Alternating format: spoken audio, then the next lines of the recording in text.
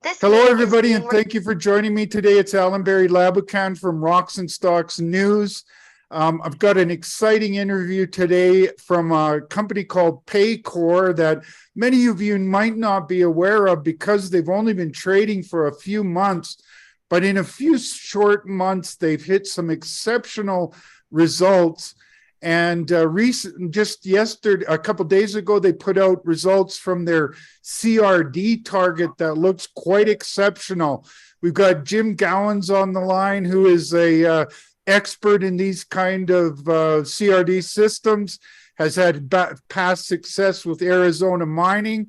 Christina McCarthy comes with a great pedigree as well as a geologist. Thank you guys for joining me today. Excellent. Good to see you. Tom? Yeah, thanks for having us again. Well, I've been really focused on this Eureka area because there's a great story developing out of I-80 Gold right beside their old pit. They've got a high-grade gold system, and now to the southern end of the pit, they've tagged a CRD system. And why that gets me very excited about Paycore as well is because the same rock package goes right over from I-80 all the way into Paycore's ground.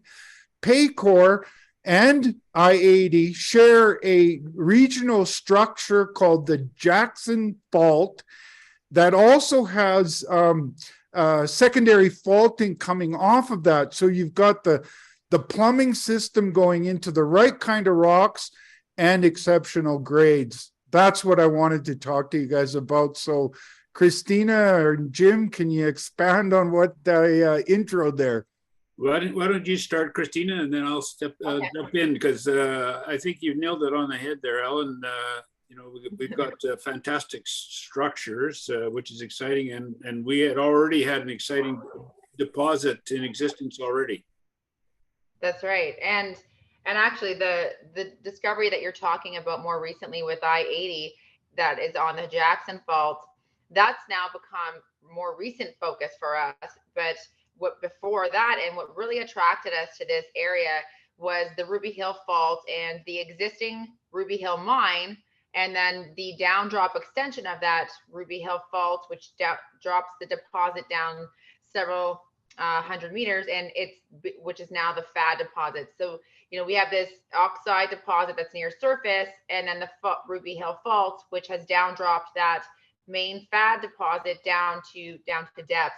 And that was actually accessed via the FAD shaft. Had a little bit of test mining between 1956 and 1958, and it's been essentially left there ever since then. And just due to a function of and I'll let Jim talk about this when he's up on the mic here. But it was really because Barrick owned it, and Barrick didn't have a focus for base metals.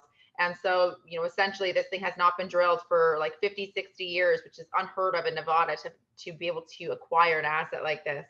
And one of the recent hole that you just saw us announce this week, which has our stock up about 40% this week, is a 200-meter step out away from that main core, that main FAD zone. And it's really interesting for us because we're now being able to extend the lateral continuity and really the size ability of this deposit. So it's pretty exciting for us. Can you mention some of the grades that you hit, Christina? Yeah, that's a good idea. On this 200-meter step out, it was so I'll get Jim to talk about the CRD system and why that is. But the headline is 22% zinc over 12.5 meters, and then 6.3% zinc over nearly 48 meters. So it's a pretty wide zone there. Again, 200 meters step out. And if there's a gold equivalent that you could look at there, but for us, this is a base metal target. And so you should, there's very rare occasions that you get gold influenced on there, but you will see some gold in our deposit, mainly because of its location next to a big Carlin system. Yeah, typically you don't see a lot of gold in a CRD system. You would see a lot of silver, which we have, right? So we have the base metal with silver attributes, which is pretty typical. Arizona mining, when we were working on developing that deposit, we had a similar situation. We've got kind of two kind of unique systems going here. Is that this is also on the large trend, and we got some leakage of the gold coming into that into our system. So you've got you're getting endowed with basically two inputs, right? The typical CRD, and then you got this so-called leakage of gold, and that's what's really exciting. And we were looking at the FAD deposit because you got existing infrastructure. They built a shaft in the good old days. Obviously, that didn't take a lot of rehab, but even if you had to mine it, you can ream it out and get it fixed up pretty easily, as opposed to going to a whole new infrastructure. And when you look at the metallurgically, CRD deposit is usually pretty simple because it's you got the carbonates are your host rock or your tailing. They produce a very basic tailing, which is really nice. You don't have to worry about acid water and the like, and it makes for recovering the base metals, silver, and we'd be able to take out the gold as well. So that's what's exciting, the expansion of the deposit. And then you, as you said, Allan, you all of a sudden lay on the fact that we're on this the Jackson fault. And now all of a sudden you're looking at the FAD deposit with expansion at depth and out step. We got a 200-foot step out. Then you just go up the Jackson fault, and you got I-80 working farther north here, and we have a similar situation. And so there's an exciting deposit, which all of a sudden looks like there's more potential to go along the fault, as you said. One thing that I was doing to prepare for this interview was one of my favorite exploration tools is Google Earth. And a couple of things really stood out to me when I was looking at this whole area from Google Earth, how close you guys are to Eureka. You must be able to have lunch and get out to your property in a matter of minutes. But the other thing was, it was readily apparent that big regional fault you can see going right from Timberline's property, right beside Golden Lake, through your project, and then right up into Ewan's I-80 gold package. Then you look at the geology. Well, you could also see the secondary structures come off of that main fault. But then I looked at the geological rock package, and that package where I-80 is hitting, it seems to expand east-west as it comes down into your property, and you guys got a big, wide portion of that on your property. So you got the plumbing, you got the right rock package that's permeable for that kind of mineralization. That's critical. Yep, Allan, it's critical. Yeah. And then you've got the grade. Yeah. That's right. Heck of a combination. Actually, that's right. And if you actually allow me to share your screen, and I can bring up the presentation and show you a slide, which I think is really going to put everything that we are saying into perspective and into a picture for the investors that are watching this. Because here, let me have, you have now access. You can do your share screen. All right. So essentially, when the fault structure that you're likely seeing is the fault structure that of the Ruby fault, because a lot of what was and that's the known fault structure. However, it's only been more recently, since the 1990s, that these two PhDs out of the University of Arizona co-authored a publication on the Jackson fault, and they co-authored it with the exploration geologist from Barrick, essentially saying that the Jackson fault is completely underexplored and should be a target. And just to kind of put that in perspective again, if I can show you this diagram right here, are you able to see my screen? Yep. So here's the Ruby Hill. Here's the main the main FAD deposit right here. We've stepped out 200 meters from this main FAD deposit. And, you know, what's also really key to keep in mind here is that there's 3.9 million short tons of a historical resource here with 8% zinc, just show you actually real quick right here. So there's, 8% zinc, nearly 4% lead, almost 200 grams silver, and over 5 grams gold just in that one area right there, which is where the Just to underground put that drilling is into context for people, I live in Zacatecas, Mexico, which is one of the silver capitals of this country of Mexico. 10% of the silver ever produced worldwide has come from the state of Zacatecas.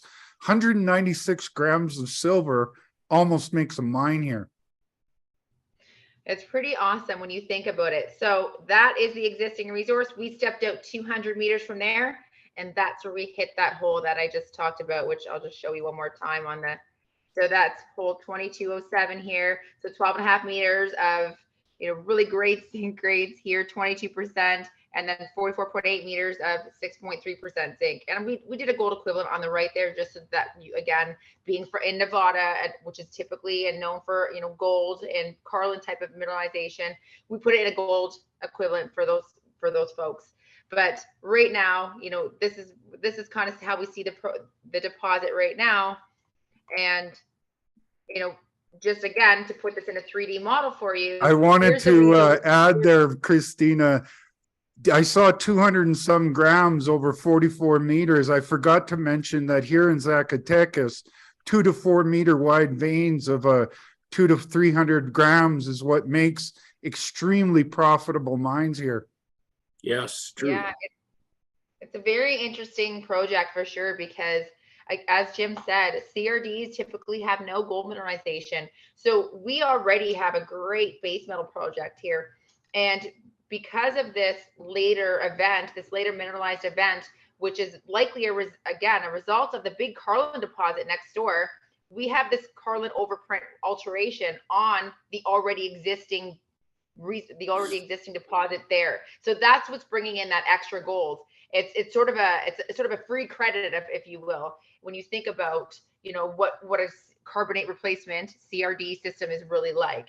And so here is, again, that's that main FAD historic resource that's there. This is a 200 meter step out, the PC 2207 that hit that 22% zinc over the 22% zinc and the 6.3% zinc over substantial intersections. That's right here. We're going to announce hole PC 10 here, probably next. It's just in a lab coming out shortly. And so that's another bit of a step out here when you look at the actual, the dip of where the hole is. So this southeast slope has become of high interest to us because there's relatively no drilling here, because when this was drilled in the 50s, they all focused on the underground drilling right here. And that was because they could access it easily by the FAD shaft. Christina, I noticed that PC08 goes right through that horizon and kept on going. You must have done that for a reason. Yeah, that one. So that one will be announced as well soon. It's assays pending. This hole actually deviated a bit, so it'll be interesting to see what the results are there. We had a couple holes there where the drillers, it's not typical Canadian stick rock that you're drilling in Nevada, right? It's the ground's a little more difficult. These are pretty deep holes, so you can tend to have some deviation when you get that deep. But for the most part, it's been pretty bang on, which has been obviously ideal. Pretty encouraging. Yeah. So just back to this, if you want to now talk about the sort of the new discovery corridor that's been recently more targeted and over by I-80 at their new Hilltop discovery. If you want to jump to that, I can certainly kind of talk here about that fault. That's the Jackson fault you were talking about. Well, the combination of the Jackson fault and that creamy colored package of rock there. Yep. Yeah, that's right. So what was really interesting, and this is going to be almost sort of news for everyone, and it's really perked the ears of a lot of geologists, especially that have typically practiced most of their career in Nevada, is that the Goodwin formation, it's within the first 400 meters of surface. that's the hanging wall. This area has hardly been drilled or even explored because no one really thought to look in the hanging wall. Again, it goes back to that one section that I showed you where everyone was focusing in the footwall here of where this Ruby Hill fault is. So now this whole zone up here, all in the hanging wall of where the Jackson fault is become a new target for us because it directly lines up right here with the hilltop discovery made next door at I-80. And just to put this in perspective here, right here is the property line from Paycore up here, I-80 up there. There's the FAD shaft. This is that Jackson fault that runs through here. It's all undercover, so we don't fully know the extent of all of the splay faults and all the secondary faults that could potentially be off that. And as you know, faults are conduits for fluid mineralization, and they are typically a lot of where you find that condensed mineralization. So faults and structures, that's what you want to look for. And so we're pretty excited because from here, their hilltop discovery all the way down to FAD and then beyond, because this again extends kilometers to the south. All of this is relatively untested and underexplored. Yeah. Jim, I wanted to ask you just to tell our audience a little bit about your history. You're coming off a massive CRD winner in Arizona mining. Your background is metallurgy. Are you seeing any similarities? I kind of know the answer to this, but are you seeing any similarities to the Arizona mining success story and what we're seeing here at Paycore? Well, I think when I look at the metallurgical endowment that you're getting out of the FAD, I think it's very similar to the Arizona mining, right? Because you got the lead zinc with carrying a lot of silver. The added cool thing about this is because we're sitting on also the trend, and we get leakage of the gold coming in. We have an unusual situation where you have a great standard CRD deposit, similar to like Arizona mining with lead and zinc and carrying a lot of silver values, and then all of a sudden we've got this leakage of the gold values coming in, and so that's kind of what makes it exciting, and the fact that we're relatively unexplored around our FAD deposit, and we show that when we do the step out, we're getting an expansion of that deposit. But then you have the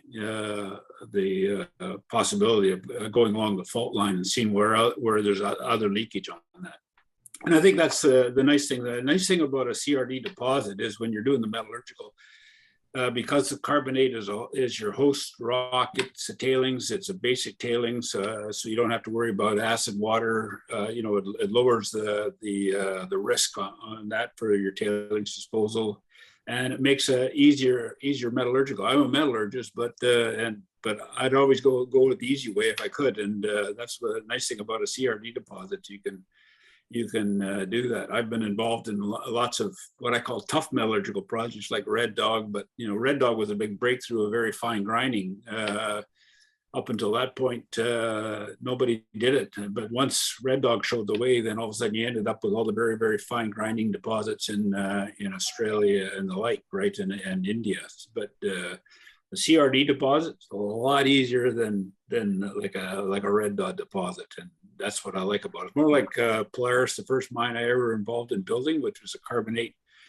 Wasn't really a carbonate hosted, but it was a carbonate. That was the basic rock, and we had the coarse lead zinc concentrates, right, and which is similar to what we have here or at Arizona mining. Yeah. Now Jim's very humble. He's not gonna really like me saying this because he's too humble. But you talk to most people in our industry, and they'll say Jim Gowans is one of the top metallurgists in the world, and had amazing successes in his career. Probably hung his hat longest at Barrick, but to have him on our team is phenomenal because. And although, as he said, CRDs are less complicated systems in terms of metallurgy, just to have that wealth of knowledge for our team has been amazing. Well, I'm a big fan of simple too. And when you can sort of see the structural story from Google Earth and how close you guys are to Eureka. And then you see this mineralization that is, you got the same story all the way from I-80 all the way down to Paycore.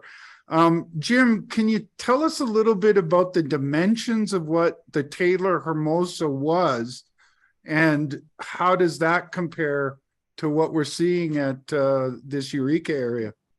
We ended up with about a little over 100 million tons at about 10% combined lead, zinc, and good values of silver at Arizona Mining. So I'm not too sure what, I think the distance, what we're talking about here, if you look at the south end of the FAD deposit up to the I-80 deposits, that would be a longer strike zone. So I just and that rock package not only goes north to south, but it also goes east to west. East laterally, yeah. So you could, without waving your arms too much, you got some size potential there too. We do have some nice potential. I mean, the thing that excited me about the FAD deposit, when I first started looking at it, was the fact that it was relatively undeveloped as a deposit sitting where it is. And of course the step out hole Christina was talking about earlier, all of a sudden started to show that step out potential, and so that was the exciting part. And then all of a sudden, now you started to look down the Jackson Fault, and 1.5, 2 kilometers away, you've got another deposit, similar type deposit developing at I-80, and you go, whoa, now what's the potential, right? Well, and another thing that blows me away about these CRD systems is the network of the system. You've got like lenses, sills, vertical elements to it. It's like a big network, almost like an apartment building of mineralization. Yeah. No, that's true, and that's what we had at Arizona Mining too. So, well, those are some impressive similarities to talk about, and the metallurgy is really important as well, Jim. That you can get the gold, the silver, the lead, and the zinc out of that. Yeah, it's a pretty standard metallurgy, just flotation, lead zinc flotation. You may end up having to put a little bit of flotation to take out the gold. You have to see how the gold develops. Does it come out as a separate, with an iron sulfide, like a periodic host rock, right? But which is what you typically see in the Carlin trend and those type of trends, with their roasters and or autoclaves. So, speaking of that, the guys just up the road at I-80 have a facility that might be useful. Oh yeah, we were talking about that earlier today, and if you got an opportunity to bootleg on a metallurgical plant, that's not so bad either.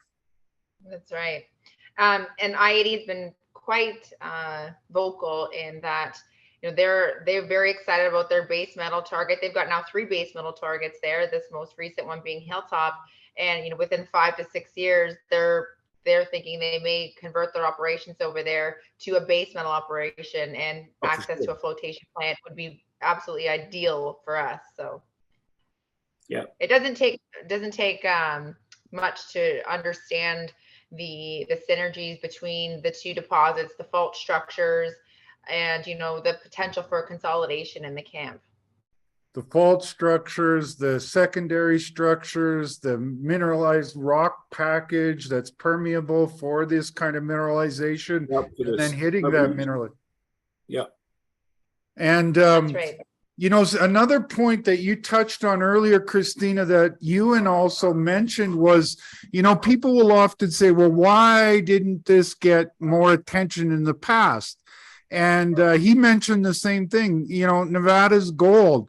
It's not really base metals. And when you got gold mining companies owning base metal targets, it can get underloved. Well, that's what happened. That's why Waterton ended up with the deposit from Barrick, right? And it used to drive me crazy because I'm a bit apolitical when it comes to where you're going to get your money from, right? Whether you have a gold deposit, and Placer Dome, we did the same thing. We were going for gold, and but we had this massive big copper deposit in Chile, and everybody said, "Well, why you got copper when you're a gold company?" He goes, "Well, because it's making millions of dollars, billions of dollars." I said to you, and the bottom line doesn't care where the money comes from. Exactly. Yeah. Yeah. There's no way we were giving up a better than 1% copper deposit and sitting in Chile. So that was the reality. You know, it's cash, right? At the end of the day, it's cash, right? And if you can get that cash out of the ground at a low cost, yeah, that's what gets companies premiums in their respective metal mining. Yeah, and you look at the forecast for base metals and gold. Gold's lots of uncertainty in the world right now happening, and so that's always a safe haven. But you got you need base metals. You need base metals, to do everything, right? That's a great deposit what we have, and of course it carries a lot of silver too. So that's pretty typical, and that's nice. Well, I know I've got you guys on a short time schedule because your phones are ringing off the hook with these recent results. You've been very kind with your time. Was there anything either one of you wanted to close with? I'll just say, I think, this is an amazing opportunity for, to be in a district that has had such little drilling in recent decades.